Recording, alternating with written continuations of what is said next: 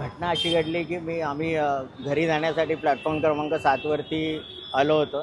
तर तिथे बघितलं 12 नंबरच्या इथे एक बाई बेशुद्ध अवस्थेत पडली होती. तिच्या तोंडातून फेस होतं. तर आम्हाला असं वाटलं की फिट वगैरे आली असेल बरं. मग आम्ही कांदा वगैरे लावून किंवा चप्पल वगैरे करून प्रत्येकजण आपापल्या परीने मदत करत होता त्या बाईला वाचवण्यासाठी.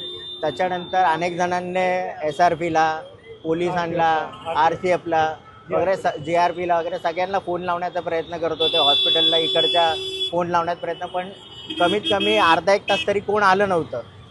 त्याच्यानंतर 2 लेडी कॉन्स्टेबल आल्या, एक सानप मॅडम म्हणून होत्या, दुसऱ्यांचं नाव माहीत नाही तेवढं. त्याच्यानंतर पण त्यांच्याकडे स्ट्रेचर अवेलेबल नव्हता.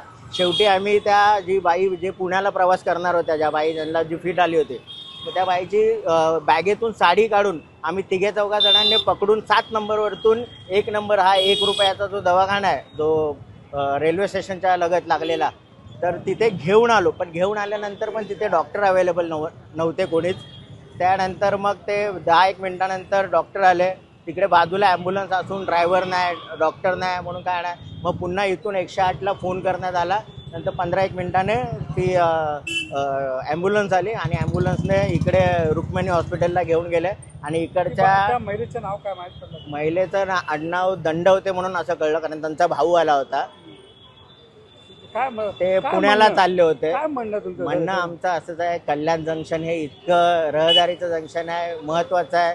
इथून परराज्यात प्रवास करणारी पण लोक आहेत, इथून सेंट्रलला किंवा वेस्टर्नला जाणारी लोक पण आहेत. मग इतकं सगळं गजबज असून पण ह्या सोयीसुविधा का नाही आहे? आम्ही तिकीट काढतो ते मरण्यासाठी काढतोय का? मी ठाण्यावरनं येत होतो. मी प्लॅटफॉर्म क्रमांक 6 वरती उतरलो. 6 वरती उतरलो आणि जसं आपलं ब्रिज आहे ना चढायचं, तर तिथे खाली ह्या वृद्ध महिला होते, आज म्हणजे वयस्कर आजी होत्या. ते तिथे बॅग वगैरे लावून असे पडले होते. त्यांच्या नाकातोंडातून फेस निघत होता. तर तिकडे आम्ही लेडीज पण होते. मी सर्वांना फोन पण लावले, 108 वरती लावले, सर्वांवरती कॉल लावले, कोणीच आलं नाही मदतीला.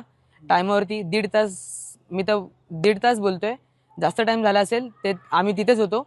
अक्षरशः आम्हाला 4-5 जण पोरांना मिळून त्यांच्या बॅगमधून साडी काढून इथे आणावं लागलं.